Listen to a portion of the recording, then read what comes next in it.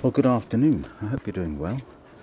In this video I just thought I'd give you a little overview of my current thinking with regard to cameras for wildlife photography and for vlogging. So my original idea, I did have a Nikon D500 which I used for wildlife photography. I had some lenses for it, well I still got them, and and it worked quite well. And then I thought I'd get something a bit more with longer reach and more specialist. I really started to get into wildlife photography, so I got a Nikon D500, which is I guess is really designed for wildlife photography, and of course the Nikon 200 to 500 millimeter zoom lens, and this is a fantastic combination for wildlife photography. So I went out and did lots of wildlife photography with this, and still do, and I'm very much enjoying it. Then I thought I'd start to do some vlogging to share some of the things that I do. So I decided to buy a Nikon Z6 because it's at the time and still today, I guess it's a very competent video camera, and it's I'm filming me on it now. You're looking through it now. So the Nikon Z6 works well. I think provides good high quality 4K video for me, and autofocus is good for video, and no problems. Then I started to do a bit of vlogging, and I started to do a bit of filming with the Nikon Z6, and I really sort of got into that, filming some animal behaviour and different things, and very much enjoying that. But what happened was that I started to get to use the Nikon Z6 in a way I hadn't really intended, and that was to use it for still photography and for wildlife photography. So in addition to using my D500, I was also using my Nikon Z6 for wildlife photography. So since that time, I've got a few other lenses. One of them, of course, is this, which I have talked about in a previous video, is this Z mount, Nikon mirrorless Z mount Laowa macro lens. Now this lens can also be used, it's a manual lens, and it's a 100mm, and it can be used for portraiture and landscape and to a certain extent for general wildlife use, but also it's 2 times macro, so it's a fantastic lens, and that's a Z mount lens, so that fits on my Z6. So then I have a problem.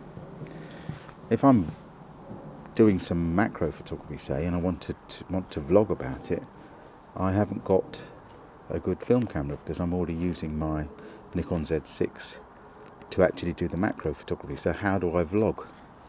So I hope I found the solution. Just came today in the post.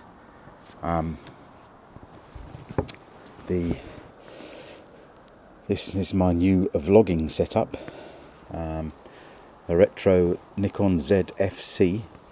I got it with the 16 to 50 lens. A lot of people are getting the f2, what is it, 40mm or something. But I got this as it's got vibration reduction, because this doesn't have IBIS in the body. So I'll have to see how that goes.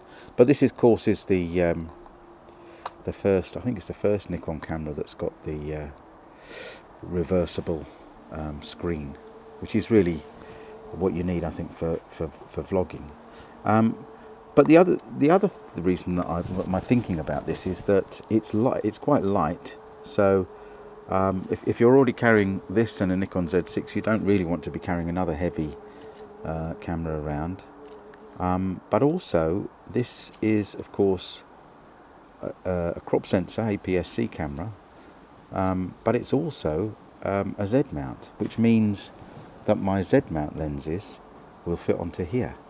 And because this is crop sensor, my Z6 is full frame, it means that I will in lots of ways you could see it like this, is in a way you're getting every lens that you buy is almost got two focal lengths, because it's got the focal length that it would have on the crop sensor, which will give it 1.5 times its full frame equivalent. So I'm hoping, I haven't tried any of this out yet, but I'm hoping that as I acquire lenses in the Z mount, I'll be able to have a different effective focal length for each one, depending on which body I decide to use. Also, of course, it means you're in the same system, and I think that generally, I mean, I could have got a Fujifilm or a Sony or something like that, but I mean, really, I think for me it's more important really to be in the same system, and I think it just makes things easier all round. Unfortunately, this does not have the same battery as the D500 or the Z6. That's one of the things I've really enjoyed, is that the D500 and the Z6, although this is a DSLR and that's a mirrorless camera, they do use the same battery, which just saves just fiddling about charging different kinds of batteries and carrying different kinds of spares around with you. So so that's my thinking. So we'll see how it goes. So from now on, my intention, whether that's what actually turns out to be what happens in actuality, my intention is to use this predominantly as a vlogging camera. I may use it for a bit of macro. I may use it for a bit of stills. I don't, you know, it's difficult to know exactly how it's all going to work out. But the intention is to use this as a vlogging camera, use the Z6 as a film and stills camera, and continue to use this as a dedicated wildlife camera. So I just thought I'd share my thinking on having this camera set up. Let me know what you think in the comments, and we'll see how it goes. So thanks for watching, and I will report back on how this goes and whether my vision is realised. Thanks for watching. Bye bye.